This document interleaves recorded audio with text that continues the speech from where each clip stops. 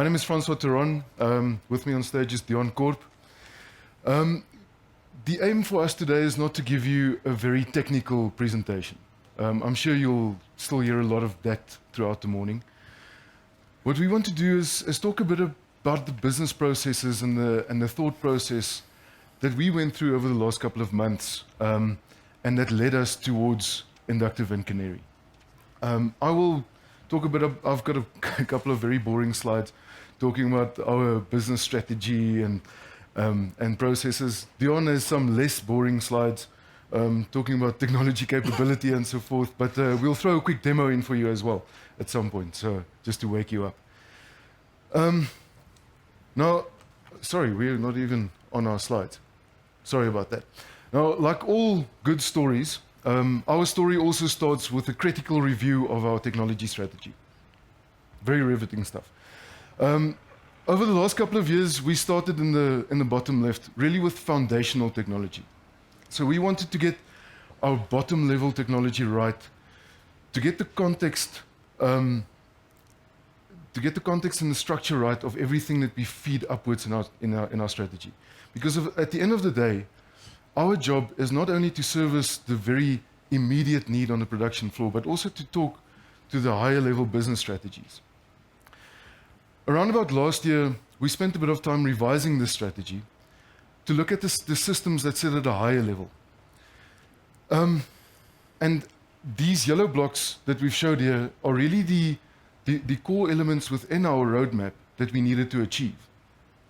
Now, as part of this review of ours, we thought it would be a good opportunity to just review the software platforms and the technologies that we have in place and make sure that that actually serves our business need. Now, as you guys know, changing a foundational technology in your business is a challenging and very disruptive task. So it's not something we took lightly, and honestly, from the onset, it was probably more a conversation of reaffirming that we are on the right track. But the mindset throughout the whole thing was to really look at our roadmap from a technology agnostic perspective and not look at what tools are available within our current software platform that can drive our strategy, but rather look at what we need to achieve and whether we've got that functionality or not. So with a clear view of the strategy that we wanted to achieve, we started just detailing some of the specific elements that we need from a technology. Okay, so now it became time to define exactly what we wanted from a SCADA solution. And it boiled down to capability, scalability, and simplicity. Sorry, that contradicts with our title. But from a capability point of view, the system obviously had to get the job done, else really what's the point? This is the sole point of contact that many people have with the entire control system, so we can't really have any compromises there. We required a solution that will fit directly on our existing and entrenched PLC architectures and standards. And we already have a comprehensive set of standards and quite a number of installations. So any solution that we chose could not necessitate the redevelopment of that.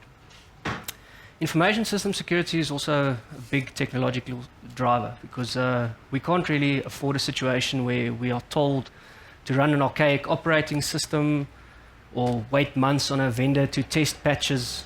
It just puts us at risk. So a requirement was really to run on the latest and greatest operating system and databases, and in our case, it's all Microsoft. Now, the world has also changed a lot since the initial HMI designs were conceived. We can't expect our users to only have access to a system from a single, very expensive machine in one location. Now, the tools that we have for mobility, phones, our personal tools don't have to be better than our tools at work. Our last capability requirement was that the system is safe and reliable. Now, it might sound like it goes without saying, but a bad implementation can really derail this. So we wanted a system that could gracefully handle interruptions, such as server maintenance, without causing loss of control or data loss. We're building mega factories. Finding a gap with no production running just to patch a server will be challenging, if not impossible. So we also envisioned a system that employs very fine-grained security control that balances convenience to security. We always say that if the door is too difficult to unlock, we might just never shut it. So then we came to scalability. That's the next one. And I think our requirements, or rather wish list here, was a little bit unreasonable, but we We wanted a solution that would be cost effective from the first little proof of concept without requiring a massive initial investment. The licensing requirements thereafter must scale from our proof of concept all the way till we span multiple servers and sites. And we don't really want license tiers. So we've all done a little project that bumps you up against the license tier, blows your entire budget. So we can all appreciate when a physical piece of equipment reaches its design capacity like a transformer, but a license constraint just feels artificial. The solution technically was also required to scale from our little proof of concept all the way until we span our whole business. And so we needed a clear vision of how we will eventually scale this solution. That's not asking too much, is it? Now the next one is simplicity, which is a great balancing act. Now who must this be simple for? Must it be simple for operators using the system, project teams implementing the system, maintenance personnel, development engineers? Ideally, it should be simple for everyone, but our focus was on operators and project implementation. We wanted to take the familiar concepts and build on that. Simplicity of project implementation and rapid rollout of our standards was very high, as it has a real-world cost implication. Now, if an integrator knows or thinks that our solution takes a long time to implement properly, it's going to cost us a lot of money. So we spent a lot of time to make sure that it's really easy to implement.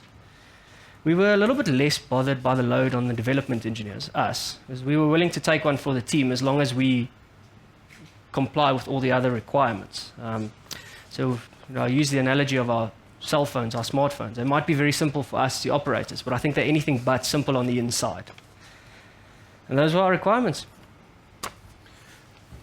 So now that we had a very good understanding of the criteria that we needed from this technology platform, we went out and we started looking what was out there. As I said, we didn't necessarily have a burning platform to change, but it just seemed like a due diligence process to go and look what's available in the market. So we drew on some of the existing knowledge of the team. We did quite a bit of market research to see what was out there, and we identified a few key players within the South African market that we started to partner with. Now, besides subjecting ourselves to a lot of marketing propaganda, we also like to get our hands dirty. So we arranged a couple of demo licenses, and we had a very targeted approach around the technology that we wanted to test with all of these implementations. And what we really found was a very even playing field, right? We've come to a stage where the technology has matured to the point where everybody really can do everything. Some of them have stronger points, some of them have weaker points.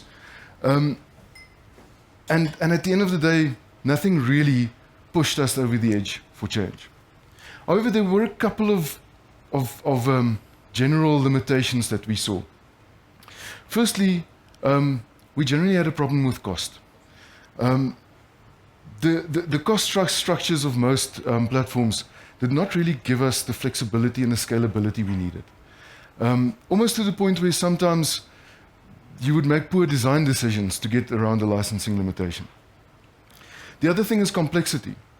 Now, as I said, most of these platforms could deliver the capability that we needed, but often it came with a lot of additional engineering or additional licenses, which was exactly what we tried to avoid. And lastly, there was a big resource constraint on many of these platforms. So besides the engineering effort and the licenses that we had to put in, there was also a need for an increase in our infrastructure capability. But we kept an open mind, and we still found that the incumbent technology was the best for us. It's difficult to change, and the perceived value was very low. It was right around this time that Dion came to me one day and said, listen, he's heard of this new piece of software called Ignition. I must admit, I was very hesitant at first. This is a product that was at the time not very well known in South Africa, and support was scarce. And it was a difficult thing to throw a lot of resources behind.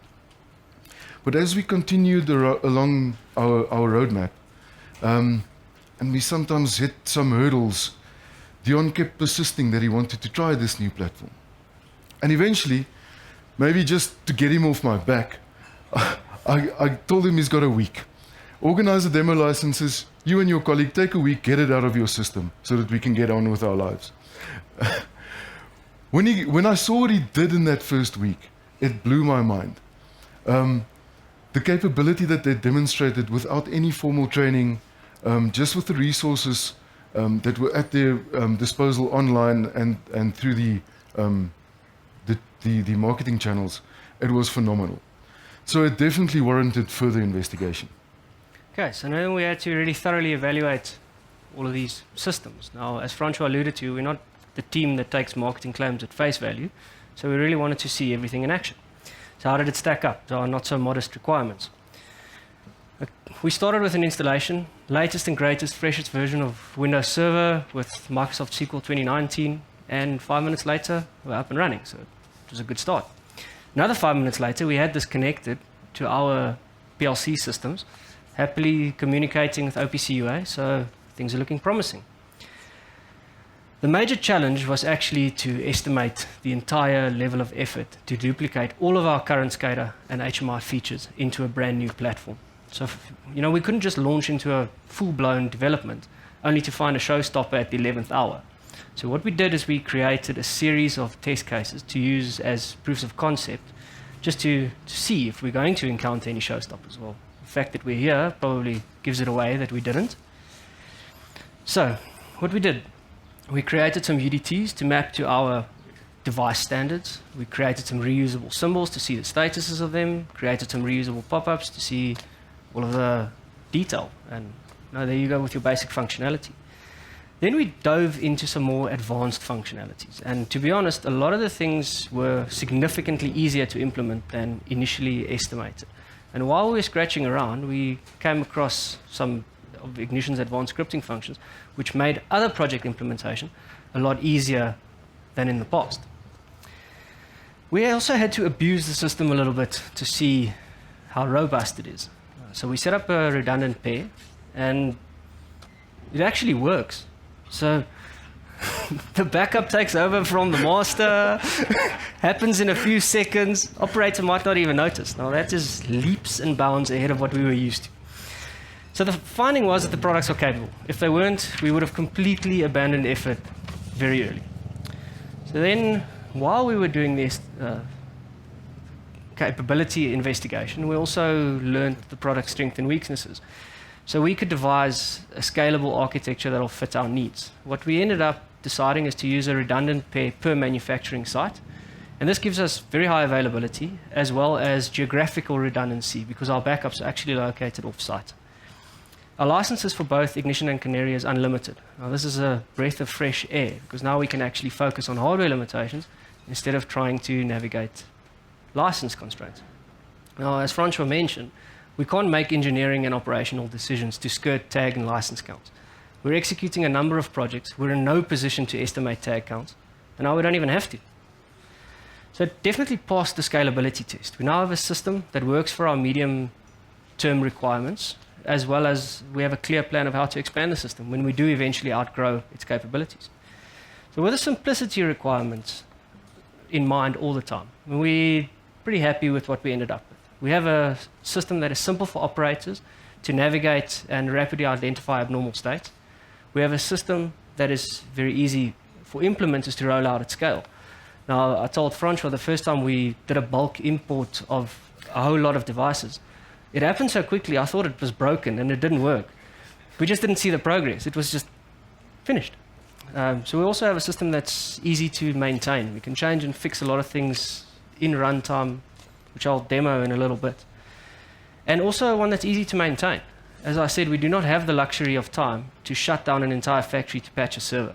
And now we don't have to. So now you may have noticed that I have not actually mentioned Canary much in this evaluation. So Canary was installed and configured, and it's been running without skipping a beat ever since. That fits perfectly into the Ignition architecture, supports the redundancy with local store and forward. Our historization configuration is automatic, so there's no forgetting to add a tag to the historian until after you actually need the data for your investigation. It allows us to retrieve the data into perspective for quick analysis, and it also has a very, very capable analysis tool. So this is a historian without drama, and honestly, that's about the highest compliment I can give it. Okay, so now we actually had a product that we could get excited about. As I mentioned earlier, we didn't necessarily, we didn't go out in our strategic roadmap with the idea of changing foundational software platforms. But our excitement with what this product delivered really made that a viable option. So as I said, this is our story of how we went through this process. Now the first thing is to do a bit of a proof of concept. And somewhat serendipitously, our production colleagues approached us around the same period for a new kind of application that they wanted to develop. And they wanted us to do a bit of a proof of concept for that. Funny enough, we had the tool available, and we started to play around with Ignition and Canary to see if it can solve this problem for us. Within record time, we actually delivered this proof of concept for them, and just blew everyone's mind with how well we adapted to their requirements. This opportunity also gave us a chance to dig a bit deeper into the Ignition's capabilities than we originally did in our testing. And we discovered a bunch of new things. And among these new things that we discovered is actually how easy it is to do rapid prototyping on this platform. This has become very valuable for us in the development of new applications in our operations, because now we can incorporate operator input a lot earlier in the development process to make sure that we adapt to their needs adequately. The next step was really, before we got to a real demonstration of capability in a production environment, we realized that we need to bring the rest of our automation community up to speed. So we had a quick session with the wider automation community just to really explain the product, introduce it, tell them what it's all about, why we're changing. And initially, there was a lot of hesitation, similar to the hesitation that I also had. You know, where's the support? We don't know this product. What is it all about? So that's why we really went into the demonstration of the capability in an existing site. Now, we were fortunate that we commissioned 2 small projects shortly before that at one of our factories, which, because like Dion also mentioned, we didn't really change the control level. It was very easy for us to just roll out an ignition layer on top of that. And because of its light resource requirements, we could easily run these 2 systems in parallel. Firstly, we run the ignition application in the background just to make sure that it does the same thing.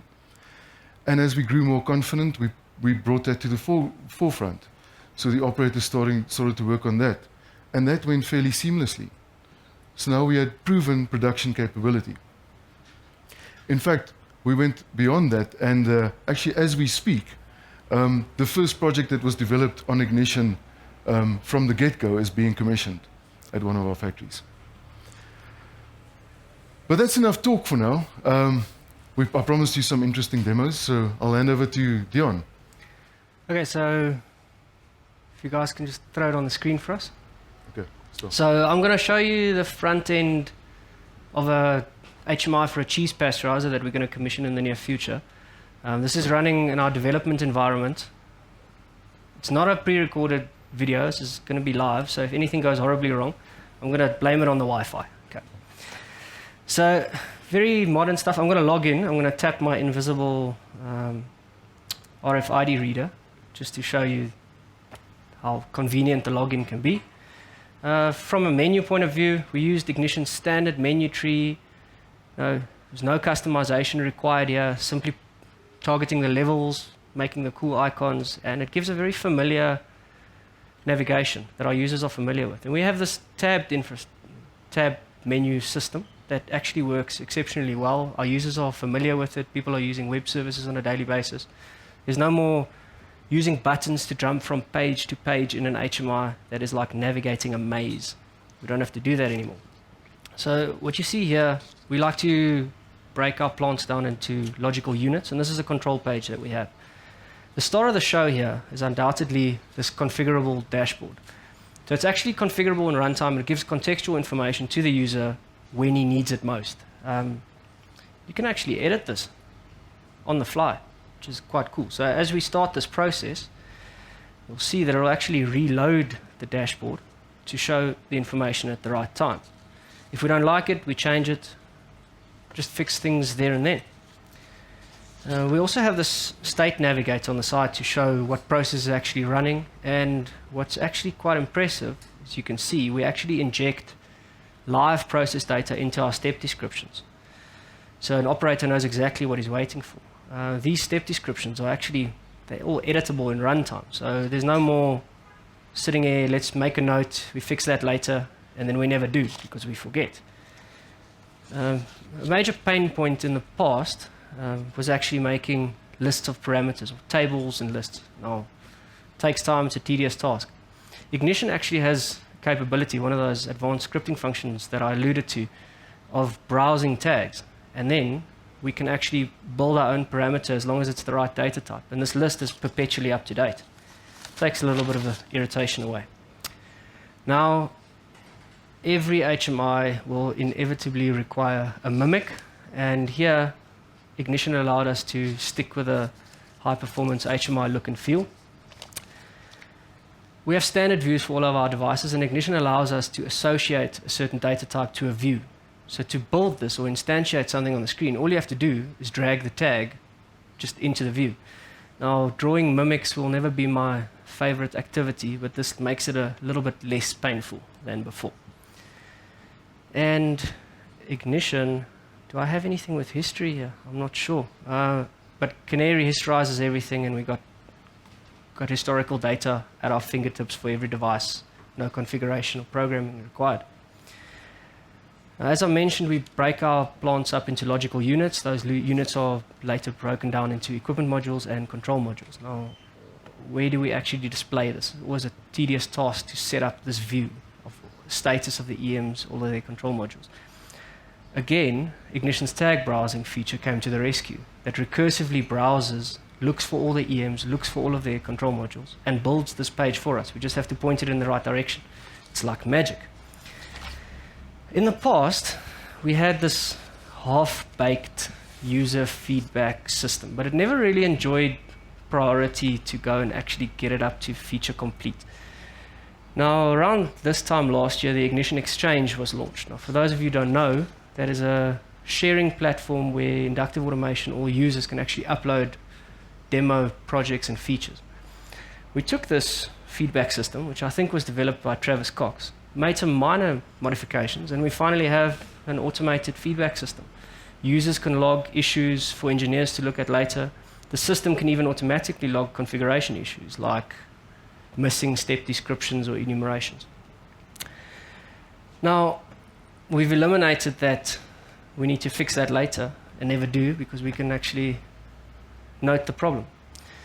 We liked Ignition so much that we've actually started writing our simulation code in Ignition. So what you're looking at here, all of that simulation is there. So when we have reasonably accurate process responses, we can actually spend our time looking at the process instead of nudging code along during testing sessions. So the products are great, but I also think we did a reasonably good job. Okay. I don't know if you wanted to show something else. Okay. Thank you. So we started this conversation by looking at our technology roadmap. And at the time where we did this, this review, looking at the blocks we've got there, mobility, consolidated data platform, information security, contextual information, all of those items, we probably set ourselves around about a 3-year time period to achieve all of those. And that was also budget depending. I'm happy to say that all of these yellow blocks, we currently have the capability in place to produce it. And it's really just a matter of rolling that out. So what is next for Clover? Well, we've completed the testing. We were very impressed with the product. Ignition and Canary is now our standard platform. And we will start rolling it out with all the new projects that we do in the business. Obviously, there's a bit of a transition period. And throughout this transition period, we'll sit with the pain of managing a legacy systems as well. But it also gives us the opportunity to really build skills within the company of the new products as it enters the business. Canary is solid. Like Dion said, we plugged it in and we pressed play and we almost forgot about it.